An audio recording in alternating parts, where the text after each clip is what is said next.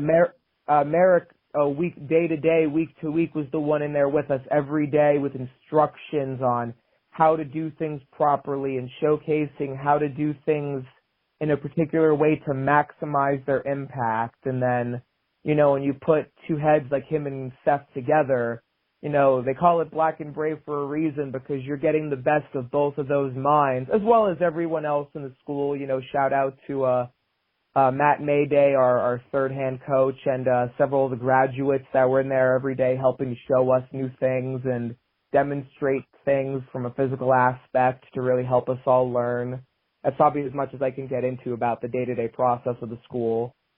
But, when you have all these, when you have all these elements and you put them all together, it's no wonder that my school in particular has really turned out prospect after prospect after prospect. When you look at the independent scene, you look at, Nathan Frazier and NXT right now. He's just off the ball, on the ball with everything. And, it's really a testament to, having a well-oiled machine of a school that really knows what it's doing. True. Now, what was it like being in Davenport, Iowa? Because, as someone who, I've never been to Iowa. Obviously, there are big cities there. I imagine, obviously, Des Moines, Davenport were probably the two biggest. What was it kind of like a culture shock being there? Because you're in the Midwest, and you are probably used to being cold where you are, but that's a whole different kind from what I heard, and the wind is just so crazy as well. Like, what was it like being in Davenport, Iowa? I have to say, being a suburban kid all my life, right outside of a city, I was actually really looking forward to the change of pace that it was going to have to go to a much smaller scale, a much more laid back, a lot more of a, quiet area. And Davenport is very much a minor, I sincerely can't even call it a city. It really is just kind of like a very big town. You go around and you've got your universities and you've got your, little, I wouldn't even really say much in the way of tourist attractions. Really our school is really a big tourist attraction when you think about the landscape of what Davenport, Iowa is. We've got the famous coffee shop next door that everyone raves about that I believe Colby has some sort of ownership in. I earnestly don't remember. Coach, if you're listening, hope you don't get mad at me. From what I heard, he is part owner of that one, so yeah. Okay, awesome. But being out there in Davenport, it's very nice. It's very quiet, very secluded. Nice to be able to keep to yourself and not worry too much about a day-to-day hustle and bustle getting places. If there were ever any independent shows locally, including actually SCW Pro, which I believe Merrick helps run in some form, along with a lot of collaboration from the school. A lot of our graduates end up wrestling there when they're done graduating to really help start getting their feet wet in the independent scene. Shows like SCW Pro and other independents in the area, it's a lot like the Northeast, where there's a lot of companies in a very tight space, and it's very easy to go out and navigate and network and get yourself in front of people at a really quick pace and get adjusted to that out-of-school setting once you're done and graduated. That makes sense. Okay. Yeah, so how is the coffee shop? I was going to ask that as well, because I know that is, I didn't know it was connected, but it makes sense that it is. Phenomenal. Can't say good enough things about it. The one thing I always, tell people, because some people reach out to me and they say, oh, do you think if I ever went out to Iowa, I could maybe come and visit the school? And we have certain policies in place for where if you come at a certain time of day, fans can come in, take a picture in the gym, take a picture with the cool belt displays on the wall and the ring and the like. And, if Colby's in there, he might even say hi to you, depending on if he's having a good day or not.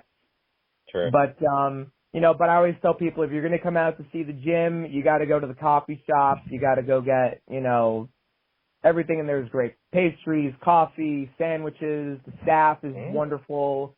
Everything's great. If Colby, if you do end up, assuming you do have an ownership in that place, man, you're doing a phenomenal job because it is great.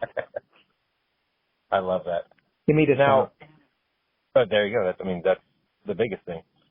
Now, it seems that not only, like you said, you travel so much to watch wrestling, but maybe due to the hookup for Seth, you were on the ramp for WrestleMania this year. What was that like? Because I love watching people after the fact post those pictures, and of course I always wonder how I can get there. But what was it like? Because you had great seats right along the ramp, but then you were able to take a picture on the ramp. What was that like? Because I was up in the 200 section, I think, and I always love watching. One of my favorite things for WrestleMania is obviously the whole event, the whole week in general, because there's so much wrestling going on. There's so many wrestling fans.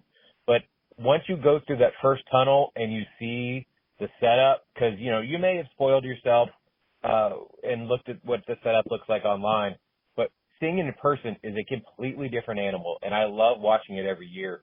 What was it like for you being on the ramp? Oh, man. Well, in talking about getting on the ramp, I have to give a shout-out to my boy Rico, who is a cameraman for WWE, who, wow. if you've ever watched a Raw, SmackDown, a premium live event, and you've seen my ugly mug on screen before in some capacity, whether it's making a shocked face reaction or anything to kind of give the company what they want out of a reaction at a particular time. Rico is always the go-to man for helping to make that happen because I've been going to shows for so long. You make these connections with people and they understand that what they want out of a crowd response. And, when it comes that time to shoot someone with a shocked look on their face, not that it's not genuine, but they know when it's time to get that reaction, they go to people like me over, somebody else that they may not know or recognize. Right. And so, WrestleMania was just ending that Sunday night, and I saw that they had a little gate that production people would use to get in and out of the ringside area through, the ramp section that I was sitting at. And I don't know why, I've never thought to ask this before. First time ever, but I thought to myself, I wonder if I could get on that stage after. And as soon as the show's over, I'm saying my goodbyes to Rico, and I noticed that I guess it's a bit of a routine that after WrestleMania ends, a lot of the production staff go and take their group pictures on the ramp, to celebrate the big show and the big weekend ending and everything like that. And so I can see that this is more of a commonplace thing that maybe I could be a part of. And I say, Rico, any chance that me and my friends could get the picture on the ramp? And as soon as he didn't just immediately say no and he said, give me a minute, I was like, oh my God, it's going to happen. And, it's funny because, people talk about getting into wrestling. I think there's a big problem in wrestling today about realizing where you are in the moment and doing the most to maximize your potential as a character, as an asset, to any company you might be working for, any match you might be a part of, even if you're not in a match, if you're just on a show doing something. I've been an extra security guard for, independent shows with security breakups and all that ilk. And in my mind, if you're trusting me with a position like this, I'm going to make the most of that opportunity because I want to show you what I have to offer as a talent. Yeah. And in using that same mindset, my first thought when I got onto that ramp at WrestleMania was, man, I wish I could cut a promo right now. I wish I could do something to maximize this 30 seconds that I might have. And at the same time, I'm basically living my dream. I'm walking in some form or fashion. I'm walking the ramp at WrestleMania, whether it's 5 steps, 10 steps, whatever, for a picture. I'm living the dream that hundreds of thousands of wrestlers have had and have never gotten to do in one way or another, some form or fashion. as superfluous as it might sound, even though all I did was, take a nice picture. Yeah. But, getting on there, even then I had the wherewithal, make sure I do my wacky little pose with my little hand sign. I did the most I could with that moment, and as soon as I got off that ramp, I looked at Rico and I said, hey, just so you know, this is only the first time I'm going to be walking this ramp. and he got that kind of look on his face like, all right, big shot. I hear what you're saying right now, because at the end of the day, it's always about, no matter what situation you're in, always understand that it's not the only time, it's just the first time. There is always something bigger. That might have been a highlight of my life to walk that ramp, but now it's only going to make me hungrier to actually get there, because now I had a small taste of what that feeling is like. I got to walk the WrestleMania ramp with no people in the seats. Now I got to walk that ramp with 80,000 people in those seats. You know what I mean? Yeah, I love that you still know that that is where your future is going to be and where you're going to end up. Now, I do love your hand symbol. It's just a simple V, but you do it where you hold your two middle fingers up and then you hold the other ones down.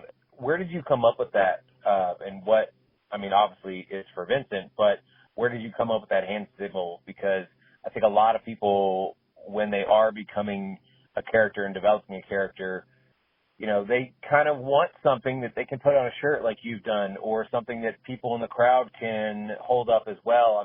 Obviously, if you look at Vader's V, you look at the NWO symbol, obviously the DX, chopping your crotch, and there's different things that, like Sabu pointing up to the sky, little things like that people want and try to put together, but they just somehow can't. Where did you come up with the idea? It's a simple thing, but again, it goes a long way for your character. Yeah, it's amazing, because of all the things that I've done to present myself as a legitimate character in wrestling, that's really the one thing I get asked about more than anything else. Is like, hang on a second, why do you do that V as opposed to like a peace sign V, something more typical? And the fact that it's gotten so much recognition is really, I guess it's surprising. It probably shouldn't be, because it is kind of just out there when people, they're like, wait a second, I have to hold up my middle and my ring finger? And I'm like, yeah, exactly. It's something different that makes you think.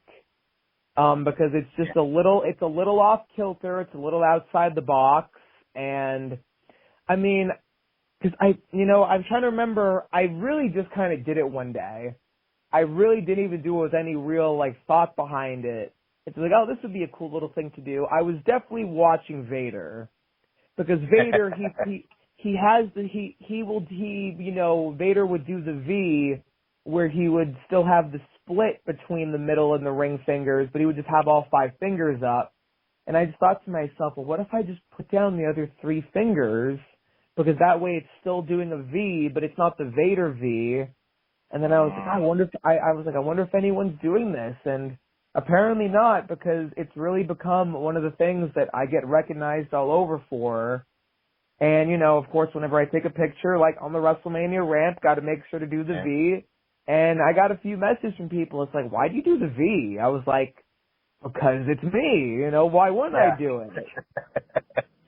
Kind of part of my thing. Yeah, and it's nice to have found something completely by accident that has become one of my things. And I think that's really the trial and error fun part of wrestling, is you don't know what's going to stick and what's not. And this is just something that kind of just happened and kind of just stuck. And hey, I think that kind of just speaks to my creativity in some way. True. Very true.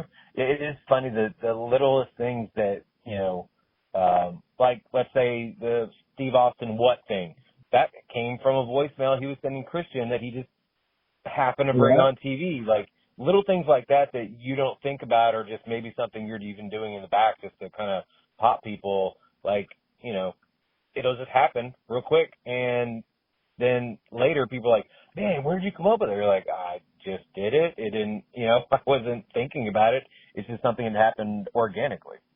Yeah, I think there's way too much in wrestling nowadays that gets over